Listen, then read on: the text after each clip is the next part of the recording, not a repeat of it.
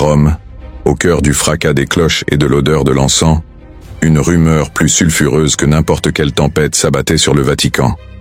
On murmurait qu'entre les colonnes de marbre et les fresques sacrées, là où le souffle de Dieu était censé régner en maître, une jeune femme avait transformé le Saint-Siège en théâtre de luxure et de trahison. Elle n'était pas une courtisane anonyme ni une princesse étrangère, mais la fille même du successeur de Saint-Pierre, Lucrèce Borgia. À peine une adolescente, elle portait déjà le poids d'un nom qui faisait trembler l'Europe, un nom qui résonnait comme une malédiction autant qu'une promesse. Borgia. Et déjà derrière les portes closes du palais apostolique, une question glaçante surgissait, chuchotée par des cardinaux terrifiés et des ambassadeurs effarés. Le Vatican est-il devenu un bordel sous le règne d'Alexandre VI? Car derrière les murs dorés, les Borgia imposaient une domination sans partage. Rodrigo Borgia, devenu pape sous le nom d'Alexandre VI, n'avait jamais caché ses appétits. Décrit comme un homme à la fois dévoré par l'ambition et l'excès, il aimait la chair autant que le pouvoir. Mais si ses conquêtes amoureuses faisaient déjà grincer des dents, c'est le destin de sa fille Lucrèce qui allait choquer l'histoire. On la voyait apparaître dans les couloirs du Vatican comme une apparition envoûtante, ses cheveux d'un blond presque irréel, contrastant avec la noirceur des intrigues qui l'entouraient. Son sourire semblait angélique, mais ses yeux, disaient certains témoins, portèrent la lueur d'une intelligence redoutable, capable de séduire comme de détruire. Mais qui était vraiment Lucrèce Borgia? Était-elle cette jeune femme innocente, manipulée comme une marionnette par un père tout-puissant et un frère redoutable? César, le condottiere sanguinaire? Ou bien était-elle la maîtresse d'un empire d'ombre, l'architecte silencieuse d'une Rome où les banquets se terminaient en orgie, où les alliances politiques s'achetaient dans le sang et la luxure? Les archives regorgent de contradictions, de témoignages biaisés, de chroniques enfiévrées, mais toutes convergent vers une même certitude. Jamais auparavant la fille d'un pape N avait incarné une telle légende. On racontait que les nuits de Rome résonnaient des échos des fêtes borgiennes, où le vin coulait comme des fleuves, et où les danses lascives faisaient oublier les prières du jour. Un chroniqueur anonyme du XVe siècle décrivit une soirée dans les appartements privés d'Alexandre VI. Là où le Christ devrait trôner, les démons de la chair dominent. Les dames y dansent nues, les cardinaux y rient comme des bacchantes ivres, et Lucrèce, vêtue d'or et de soie, distribue les faveurs comme une reine antique. Était-ce exagération, calomnie, ou reflet d'une vérité trop dérangeante pour être admise? Pourquoi tant de diplomates étrangers, après avoir franchi les portes du Vatican, notaient-ils dans leur carnet des observations qu'ils n'osaient pas publier à haute voix? Et pourquoi, plus troublante encore, la rumeur insistait-elle sur une proximité scandaleuse entre Lucrèce, son frère César, et leur propre père? La jeunesse de Lucrèce fut déjà une énigme. Née en 1480, à Subiaco, fruit de la liaison entre Rodrigo Borgia et sa maîtresse Vanozza Catanei, elle grandit à Léon Bredé, un père destiné à l'apostolat suprême, aider un frère prêt à tout pour dominer l'Italie. Dès ses premières années, elle fut façonnée comme une arme politique. Fiancée, défaite, puis fiancée à nouveau, son corps et son destin n'appartenaient pas à elle-même, mais aux ambitions inextinguibles de sa famille. Ces mariages successifs, souvent imposés, allaient chacun devenir une pièce du puzzle qui allait ternir son nom à jamais. Mais derrière cette image de victime instrumentalisée se cachait une ambiguïté fascinante. Car Lucrèce, loin de n'être qu'un pion, apprit vite à manier les codes du pouvoir, à séduire, à intriguer. Ceux qui l'approchaient décrivaient une femme douce et cultivée, parlant plusieurs langues, composant des poèmes, mais aussi capable d'un charme vénéneux qui déstabilisait les plus aguerris. L'un des épisodes les plus scandaleux éclata en 1501, lorsque le chroniqueur Johann Burchard, maître des cérémonies pontificales, rapporta une fête restée célèbre sous le nom de « banquet des châtaignes ». Ce soir-là, dans les appartements du pape, 50 prostituées furent conviées à un spectacle obscène où les châtaignes jonchèrent le sol, ramassées à quatre pattes par les courtisanes devant les cardinaux rieurs. Les Borgia, dit-on, observaient, jugeaient, encourageaient. Lucrèce, selon certains, aurait distribué les prix aux participants de cette mascarade diabolique.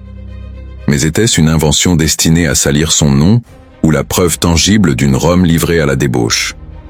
Plus de 5 siècles plus tard, l'ombre du doute demeure, mais le récit, qu'il soit mythe ou réalité, hante toujours l'imaginaire collectif. Ce qui trouble encore davantage, c'est la récurrence des accusations d'inceste. On chuchotait que le pape Alexandre VI, aveuglé par la beauté de sa fille, l'aimait d'une manière qui dépassait les limites de la morale. On murmurait que César, le frère, jaloux des amants de Lucrèce, avait fait assassiner l'un d'eux dans une crise de rage. Était-ce pure calomnie forgée par les ennemis des Borgia, ou le reflet d'une vérité monstrueuse soigneusement dissimulée? Pourquoi tant de corps retrouvés dans le Tibre portaient-ils la marque d'une vengeance familiale? Pourquoi les amants successifs de Lucrèce finissaient-ils si souvent dans le sang? Et surtout, pourquoi dans les rares lettres conservées, perçoit-on une ambiguïté troublante entre la tendresse fraternelle et un désir interdit? Lucrèce, pourtant, n'était pas seulement associée à la luxure, elle était aussi un instrument de diplomatie redoutable. Mariée d'abord à Giovanni Sforza, puis à Alphonse d'Aragon, et enfin à Alphonse d'Este, elle fut au carrefour des plus grandes alliances d'Italie. Chaque mariage était une transaction, chaque divorce ou veuvage une manœuvre calculée par Alexandre VI et César. Mais, derrière les apparences, une autre question se posait. Jusqu'à quel point Lucrèce elle-même tirait-elle les ficelles? Était-elle complice volontaire de ces intrigues, ou bien prisonnière d'un réseau dont elle ne pouvait s'échapper? Les documents de l'époque, volontairement biaisés, nous la montrent tour à tour comme une sainte injustement calomniée, ou comme une empoisonneuse diabolique. Cette dualité nourrit encore aujourd'hui le mystère. Ce qui est certain, c'est que la légende de Lucrèce Borgia n'est pas née par hasard. À une époque où l'imprimerie commençait à répandre les récits plus vite que jamais, chaque rumeur devenait un incendie. Les ennemis des Borgia innombrables avaient intérêt à peindre la famille comme une hydre infernale.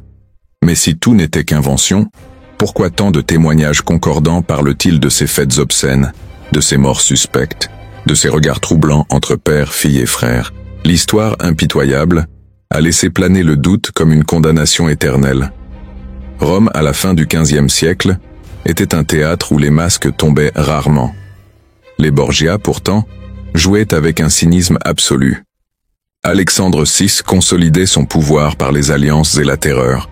César semait la peur sur les champs de bataille, et Lucrèce, au cœur de ce tourbillon, devenait l'énigme la plus fascinante. Était-elle la prêtresse d'un Vatican transformé en bordel, ou l'innocente martyre d'une propagande venimeuse? Chaque détail, chaque lettre, chaque murmure semble osciller entre ces deux visions. Et déjà à cette époque, certains observateurs étrangers confiaient en secret à leur souverain une inquiétude grandissante. Si la fille du pape pouvait incarner la corruption suprême, qu'en était-il de la foi elle-même? Le trône de Saint-Pierre était-il désormais contaminé par le sang et la luxure? La chrétienté entière vacillait face à cette question, et l'Europe regardait Rome non plus comme une capitale spirituelle, mais comme un abîme de scandale. La chute d'une église paraissait imminente, et au centre de ce cataclysme se dressait une silhouette blonde, radieuse et redoutée. Lucrèce Borgia. Les ombres de Rome sale épaississaient, tandis que la réputation de Lucrèce Borgia étendait comme une onde de choc à travers l'Italie et au-delà.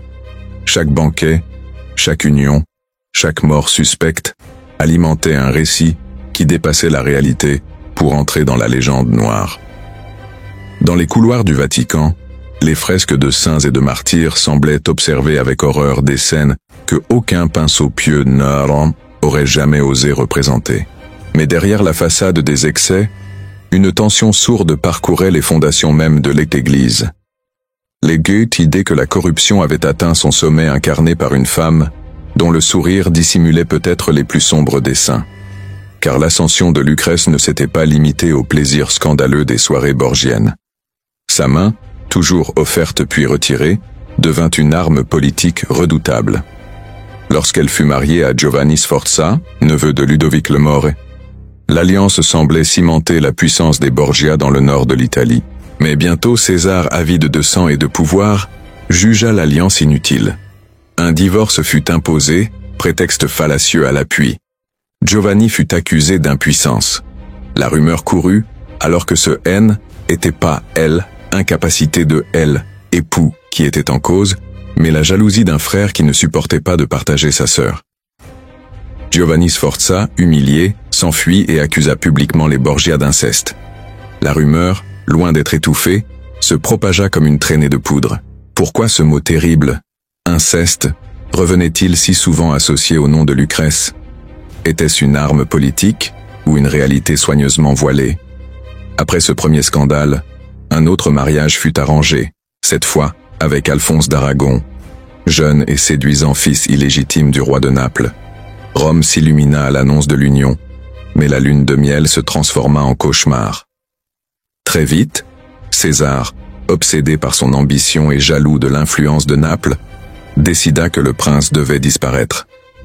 Une nuit de l'été 1500, Alphonse fut attaqué sur les marches de la basilique Saint-Pierre. Grièvement blessé, il survécut quelques semaines, veillé par Lucrèce elle-même qui, dit-on, versa des larmes sincères. Mais le destin était scellé. Des hommes envoyés par César étranglèrent le jeune prince dans son lit, sous les yeux impuissants de Lucrèce. La légende raconte qu'elle trouva ses draps maculés de sang, et que, depuis cette nuit, son regard porta pour toujours une lueur de mélancolie insondable. Était-ce le signe d'une complicité forcée ou d'une douleur sincère? Et pourquoi Alexandre VII, son propre père, choisit-il de taire ce crime, sinon parce qu'il l'avait lui-même approuvé? Rome tout entière chuchotait. Les ambassadeurs notaient dans leurs dépêches que nulle part ailleurs, même chez les païens, on ne vit de pareilles horreurs. Mais les Borgia n'en étaient pas à leur premier scandale. Quelques années plus tôt, un autre événement avait choqué l'Italie entière. La découverte un nourrisson abandonné dans une boîte en argent au palais de Lucrèce. L'enfant, dont l'identité resta mystérieuse, fut reconnu tour à tour par Alexandre VI et César Borgia, chacun prétendant en être le père. Le pape alla jusqu'à publier 2 bulles contradictoires, l'une attribuant l'enfant à César, l'autre à lui-même. Pourquoi une telle confusion? Et pourquoi cet enfant disparut-il si vite des chroniques? Était-ce le fils caché de Lucrèce, fruit d'un amour interdit, ou un pion de plus dans la macabre mascarade familiale? Les contemporains restèrent pétrifiés. Jamais la papauté n'avait affiché une telle incohérence, une telle audace dans le scandale. Malgré ses ombres, Lucrèce demeurait une figure de fascination. Ses contemporains la décrivaient comme d'une beauté éclatante. Cheveux d'un blond doré, peau diaphane, voix douce, gestes mesurés. Elle incarnait une grâce presque surnaturelle, qui contrastait violemment avec les accusations qui l'entouraient. Comment une jeune femme, élevée dans le raffinement des arts et des lettres, pouvait-elle être associée à des orgies, des empoisonnements, des incestes? Était-ce le fruit de la propagande implacable de ses ennemis, ou bien le voile délicat d'une femme diaboliquement intelligente sachant dissimuler ses crimes derrière une façade angélique? La contradiction entre son image et sa réputation fut, un des mystères les plus troublants de la Renaissance. Mais à mesure que le nom des Borgia s'assombrissait, l'Italie se préparait à entrer dans l'une de ses périodes les plus sanglantes. César Borgia, surnommé le prince par Machiavel lui-même, multipliait les conquêtes militaires. Ses campagnes étaient marquées par une brutalité implacable, villages incendiés, adversaires étranglés, alliés trahis. Derrière lui, on disait que Lucrèce l'accompagnait parfois, non pas sur les champs de bataille, mais dans les négociations, jouant de sa beauté pour séduire, amadouer, convaincre. Certains ambassadeurs affirmaient l'avoir vu intervenir directement dans des conciliabules secrets, imposant sa voix avec une autorité troublante. Pourquoi une jeune femme, censée être soumise au code de son temps, avait-elle accès à de tels cercles de pouvoir? Et pourquoi tant de puissants semblaient redouter son influence autant que celle de César? C'est à cette époque qu'apparut la rumeur des poisons. Les ennemis des Borgia les accusaient d'avoir mis au point un arsenic liquide, dissimulé dans des bagues creuses que Lucrèce aurait portées. Lors des banquets, disait-on, il lui suffisait d'effleurer une coupe pour y verser le venin. Plusieurs morts suspectes parmi les cardinaux et les nobles alimentèrent cette légende. Le mot Cantarella surgit, mystérieux, redouté, associé au nom de Lucrèce. Mais où est la vérité? Avons-nous la preuve irréfutable qu'elle maniait le poison? Ou ne était-ce qu'une construction destinée à faire elle, archétype de la femme fatale? Le mystère reste entier, mais l'image d'une Lucrèce empoisonneuse demeure gravée dans l'imaginaire collectif. Un chroniqueur florentin, Ostilo Borgia, décrivit ainsi une scène supposée. Elle leva son verre, ses lèvres effleurèrent le vin, mais elle ne but pas. Son regard fixa celui du cardinal en face d'elle, et d'un geste presque imperceptible, elle approcha son anneau de la coupe. Le lendemain, le cardinal fut trouvé mort, le visage noirci, la bouche écumante. Était-ce fiction ou témoignage? La frontière entre la vérité et la légende devenait indiscernable, mais les faits étaient assurés. Lucrèce Borgia, dans l'imaginaire de l'Europe, devenait l'incarnation même de la corruption papale. Pourtant, au milieu de ces ténèbres, certains documents laissent entrevoir une autre facette de Lucrèce. Ces lettres privées, conservées dans quelques archives italiennes, révèlent une femme sensible, passionnée par la poésie, la musique, la philosophie. Elle protégea des artistes, encouragea des lettrés, et même lorsqu'elle devint duchesse de Ferrare, elle s'impliqua dans l'embellissement de sa cour. Comment concilier cette image de mécène raffinée avec celle d'une courtisane débauchée? Était-ce la même femme, ou bien deux portraits contradictoires que l'histoire a volontairement confondus? Le doute persiste, mais il nourrit précisément la fascination autour de son nom. La mort d'Alexandre VI en 1503 fut un tournant. Le pape, foudroyé subitement, certains affirmèrent qu'il avait été lui-même victime de son poison, laissa derrière lui un Vatican exsangue et une famille honnie. César affaibli tenta de conserver le pouvoir mais finit capturé. Et Lucrèce, laissée sans la protection de son père et de son frère, fut contrainte de redéfinir son rôle. Mariée à Alphonse d'Este, duc de Ferrare, elle trouva refuge dans une nouvelle cour, loin des scandales romains. Mais pouvait-elle jamais échapper à l'ombre des Borgia? Partout son nom précédait son visage. Partout on murmurait qu'elle avait transformé le Vatican en bordel, qu'elle avait versé le poison, qu'elle avait partagé le lit interdit de son frère et de son père. Comment une femme pouvait-elle se reconstruire face à une telle légende noire? Et pourtant, contre toute attente, Lucrèce Borgia réussit à s'imposer comme duchesse respectée de Ferrare. Elle protégea les arts, administra la cité avec sagesse et gagna l'affection de ses sujets. Ses enfants furent élevés dans une atmosphère bien différente de celle du Vatican. Mais Rome n'oublia pas, et l'Europe non plus. Les pamphlets circulaient encore, les récits apocryphes se multipliaient, et chaque mention de son nom faisait renaître les échos du scandale. Était-ce la preuve que l'histoire préfère retenir l'ombre plutôt que la lumière? Ou bien le signe que, malgré ses efforts, Lucrèce n'avait jamais cessé d'être complice des excès borgiens? Dans les couloirs silencieux du palais de Ferrare, certains prétendent qu'elle se réveillait parfois en sursaut, hantée par des visions de sang, par le visage étranglé d'Alphonse d'Aragon, par les murmures obscènes des banquets de Rome. Une femme marquée à jamais par un passé trop lourd, ou une conspiratrice qui, même à distance, continuait de tirer les fils invisibles d'un pouvoir souterrain. La frontière entre les deux s'efface à mesure que nous avançons, et une question persiste lancinante, glaçante. Lucrèce Borgia fut-elle l'innocente victime d'une propagande implacable, ou bien l'une des figures les plus redoutables de la décadence de la Renaissance? À Ferrare, loin du tumulte de Rome, Lucrèce Borgia semblait avoir trouvé un répit. Les chroniques décrivent une duchesse appliquée, attentive aux affaires de son duché, protectrice des arts et des lettres. On la voyait organiser des fêtes raffinées, où musiciens, poètes et peintres se côtoyaient dans une atmosphère de courtoisie et d'élégance. Mais derrière cette façade sereine, l'ombre des Borgia ne cessait de planer. Chaque ambassadeur qui franchissait les portes du palais d'Este n'oubliait pas le passé sulfureux de la duchesse. Pour beaucoup, Hélénès n'était pas seulement épouse d'Alphonse d'Este, elle restait la fille du pape Alexandre VI, la sœur de César, l'incarnation vivante d'une légende noire dont on ne pouvait se défaire. Les ennemis de Ferrare s'employaient à ranimer cette image. À Venise, à Florence, à Paris, circulaient encore des pamphlets où Lucrèce était décrite comme une empoisonneuse, une Messaline moderne, une nouvelle Ève qui avait transformé le jardin sacré de Rome en enfer de chair et de sang.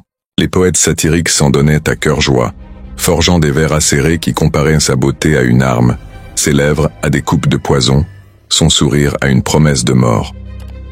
Mais alors, pourquoi les chroniqueurs de Ferrare, eux, la décrivaient-ils comme douce, généreuse, presque pieuse? Comment concilier ces deux visages, ces deux destins qui semblaient inconciliables?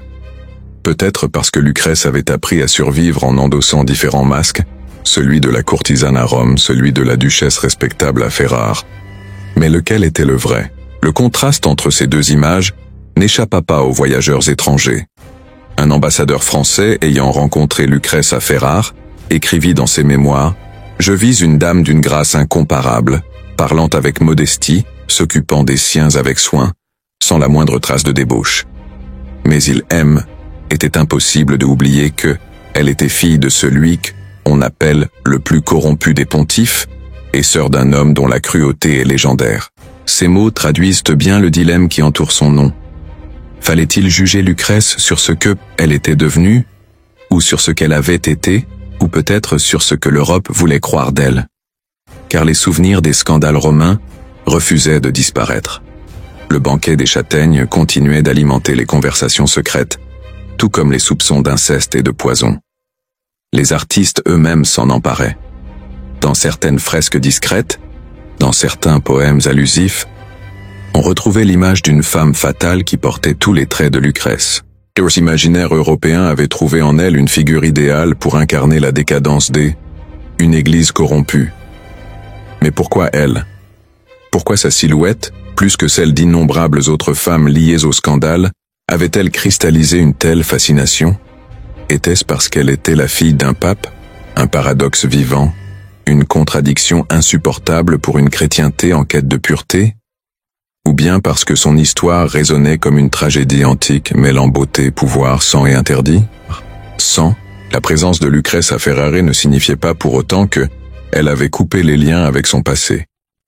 Les lettres conservées témoignent de contacts réguliers avec Rome, avec certains cardinaux, avec des figures qui avaient connu l'apogée des Borgia.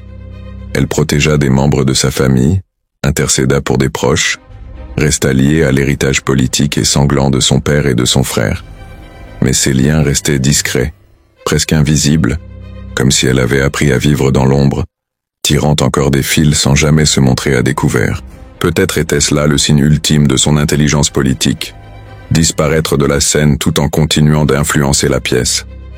À Ferrare, Lucrèce fut aussi une mère.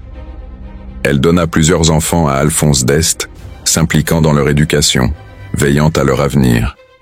Certains historiens soulignent ce contraste saisissant. Une femme accusée d'avoir participé aux pires débauches de la chrétienté, se révélant une mère attentive et aimante. Mais était-ce une rédemption sincère ou une nouvelle façade soigneusement cultivée pour redorer son image? Ses enfants eux-mêmes grandirent dans l'ombre de son nom, toujours associés malgré eux à la légende noire des Borgia. Et dans leurs veines coulait le sang d'une lignée que l'Europe entière considérait maudite. Malgré ses efforts pour se bâtir une nouvelle vie, les fantômes du passé revenaient sans cesse. Lorsque César Borgia mourut en 1507, poignardé et abandonné en Espagne, la nouvelle fit frissonner l'Italie. Lucrèce, dit-on, s'effondra de chagrin.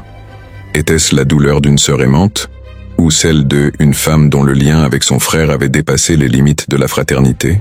Les chroniqueurs, toujours avides de scandales, rappelèrent les rumeurs anciennes, insinuant que cette douleur n'était pas celle d'un deuil ordinaire. Le mystère, une fois de plus, s'épaississait. Et que dire de son père, Alexandre VI?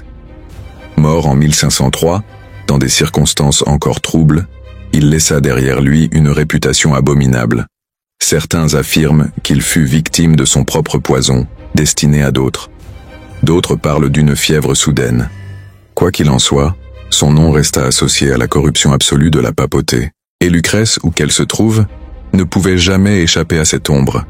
Chaque fois qu'elle apparaissait dans une cérémonie publique, chaque fois qu'elle s'adressait à ses sujets, certains voyaient non pas la duchesse de Ferrare, mais la fille du pape maudit. Comment vivre sous un tel fardeau? À mesure que les années passaient, une transformation subtile s'opéra. Lucrèce sembla se tourner davantage vers la religion. Elle se rapprocha des couvents, fréquenta des cercles pieux, et certains témoignages parlent d'une ferveur sincère, comme si elle cherchait une forme de pardon. Mais pouvait-elle jamais laver les péchés dont on l'accusait? Même une vie entière de piété suffisait-elle à effacer, elle, image une femme qui aurait transformé le Vatican en lupanar, distribuant les prix lors d'orgies obscènes, empoisonnant ses ennemis dans des banquets somptueux? La contradiction demeurait insoluble. Un autre élément trouble l'image que nous avons d'elle, sa mort prématurée. En 1519, à seulement 39 ans, Lucrèce mourut des suites d'un accouchement difficile. La duchesse s'éteignit dans une atmosphère de piété et de recueillement, entourée de ses enfants et de son époux. Mais même sa mort n'apaisa pas la légende. Pour certains, elle expiait enfin les crimes passés des Borgia. Pour d'autres, elle emportait avec elle les secrets les plus inavouables de Rome, secrets qu'aucun historien ne pourrait jamais percer totalement. Pourquoi une telle figure, morte jeune, continua-t-elle de hanter l'Europe comme une présence obsédante? Peut-être parce que les zones d'ombre, loin d'être éclaircies, se firent encore plus opaques après sa disparition. Les siècles suivants ne firent que renforcer la légende. Les écrivains romantiques, fascinés par la décadence et la beauté fatale, redonnèrent vie à Lucrèce Borgia dans leurs œuvres. Victor Hugo lui consacra une pièce, Donizetti un opéra, chacun reprenant et amplifiant les motifs de la femme empoisonneuse, incestueuse, démoniaque. Mais était-ce encore de l'histoire, ou déjà du mythe pur? Le nom de Lucrèce, désormais, ne renvoyait plus à la duchesse de Ferrare, mais à une icône de la luxure et du crime. Et pourtant, les archives, têtues, continuent de montrer une autre femme, plus nuancée, plus complexe. La vérité, peut-être, réside dans cet entre-deux, dans cette zone grise où l'histoire et la légende se confondent. Aujourd'hui encore, les historiens débattent. Certains défendent l'idée que Lucrèce fut la victime d'une propagande implacable, utilisée comme bouc émissaire pour attaquer les Borgia et, à travers eux, le Vatican. D'autres insistent sur la concordance troublante de certains témoignages, sur le nombre anormal de morts suspectes, sur les incohérences autour de l'enfant abandonné dans la boîte en argent. Alors, qui croire?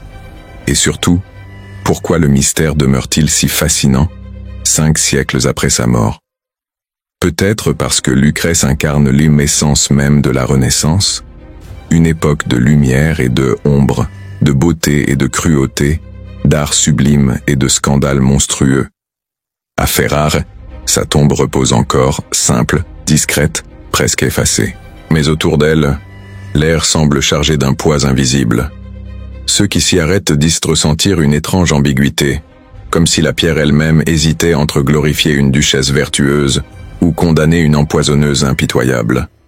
Et dans le silence des siècles, une question continue de résonner, implacable, lancinante. Qui était vraiment Lucrèce Borgia? L'ange trahi ou le démon triomphant? Les vieilles accusations. Certains allaient jusqu'à dire que ces bagues, incrustées de pierres précieuses, avaient toujours gardé une cavité secrète. La cantarella, ce poison mythique, devint indissociable de son nom. Pourtant, aucune preuve matérielle n'a jamais été retrouvée. Était-ce une invention destinée à nourrir la peur, ou bien une réalité trop bien dissimulée pour être révélée? Là encore, la vérité se dérobe, et le mythe s'impose. La fin de sa vie, marquée par la piété, n'effaça pas les soupçons.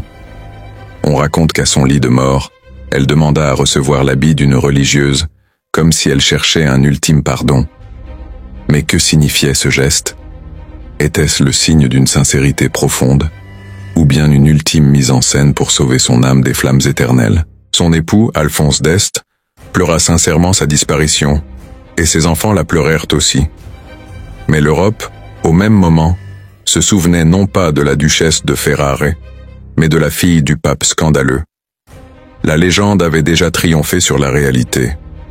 Dans les siècles qui suivirent, chaque génération redécouvrit Lucrèce à travers le prisme de ses propres obsessions. Les moralistes en firent un exemple de déchéance, les romantiques une héroïne fatale, les dramaturges une figure tragique. Son nom traversa le temps, se chargeant à chaque époque de nouvelles significations. Mais au fond, la question resta inchangée. Qui était-elle vraiment?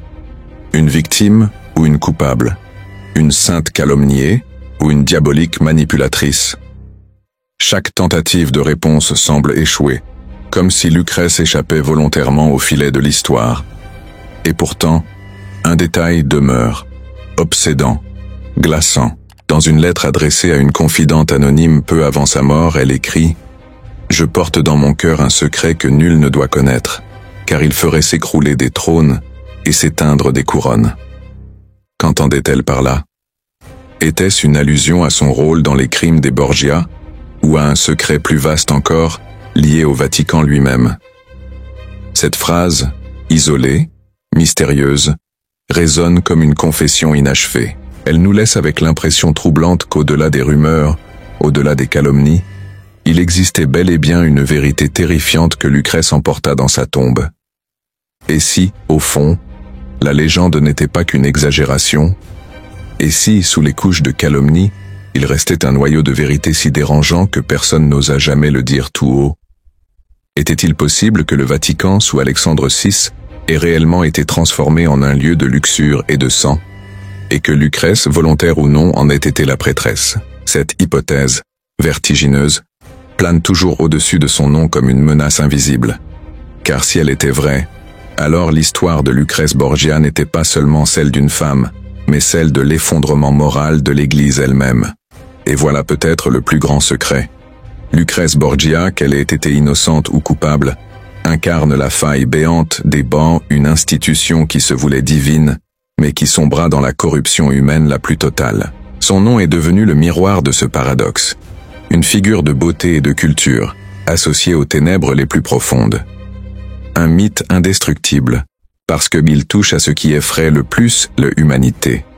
La possibilité que derrière la lumière sacrée se cache un abîme de ténèbres. Aujourd'hui, en parcourant les couloirs du Vatican, certains guides murmurent encore son nom. Dans les salles où résonnent les pas des visiteurs, dans les chapelles où s'élèvent des prières, un écho persiste comme un murmure venu des siècles passés. Lucrèce, était-elle vraiment l'ange blond qui orna les fresques de Ferrare, ou le démon doré qui hanta les nuits romaines? L'histoire ne le dira jamais.